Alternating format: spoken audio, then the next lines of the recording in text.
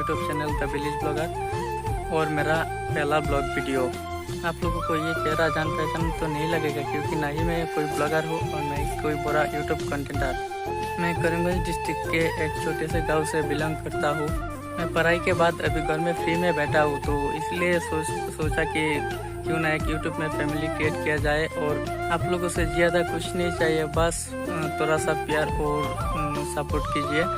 आप लोग मुझे सपोर्ट कीजिए, ज़्यादा कुछ नहीं चाहिए, बस एक लाइक कर दीजिए, एक प्यारा सा कमेंट कर दीजिए और एक सब्सक्राइब कर दीजिए, उससे ज़्यादा और कुछ नहीं चाहिए।